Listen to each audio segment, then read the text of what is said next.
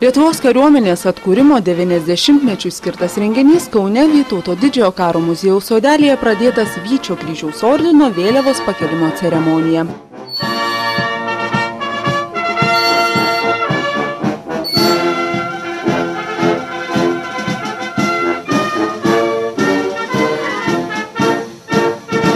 Netrukus po to susirinkusiųjų dėmesį prikaustė istorinis karių, ginkluotės ir technikos paradas. Jį pradėjo virš galvų praskridęs naikintuvas. Skambant orkestro muzikai, Donelaičio gatve žengė dalinių kariai, šauliai, savanoriai. Parade buvo galima išvysti ir žvalgų visureigius, šarvuotus hamerius ar net pačius šarvuočius.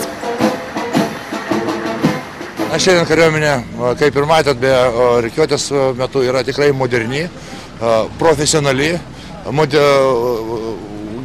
tikrai gerai motyvuotais, komplektuotai motyvuotais kariais.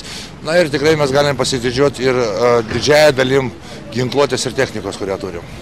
Tai aš paminėčiau čia ir Javelin sistemą, Stinger, dabar įsigijom naujus G36 šautuvus, matėt logistinių sunkvežimių Sisų ir galėčiau vardinti be gal. Su šeimomis į renginį atskubėję kariškiai tikino nuo pat ankstaus ryto sulaukė artimųjų sveikinimų.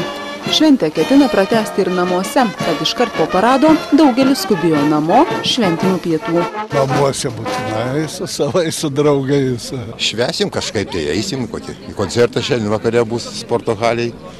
Matysim koncertus, paskui matysim su šeimom. Taip, namuose būtinai. Bus šventinė vakarienė, švęsim tą dieną, tai kad toks jubiliejus 90 metų Lietuvos kariuomenė. Lietuvos kariuomenė atkurta 1918 lapkričio 23 dieną, tuometinio krašto apsaugos ministro Augustino Voldemaro įsakymu. Istorikai prisimena, jog tuomet karštai diskutuota, ar steigti miliciją ar kariuomenę. Dar nebuvo tokių stambių priešų, išskyrus vidinį banditizmą, siaubingą banditizmą, kur buvo ištisas ūkininkų šeimos užmušinėjimus ir savaime aišku nerimą kėlė viduje esantis vokiečių daliniai, daugiau tai liečia spartakininkai, su komunistėje daliniai.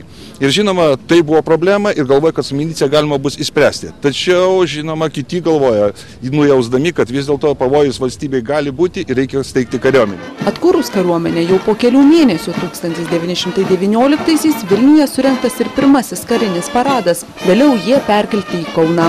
Lietuvos kariuomenės atkūrimo 90-mečių skirti renginiai organizuoti visoje šalyje. Juos pabaigs sekmadienį Vilniuje rengiamas paradas Gedimino prospektu, kuriuo žygiuoti ketina apie 800 Lietuvos karių. Reporterė Kristina Karlonė, Kaunas.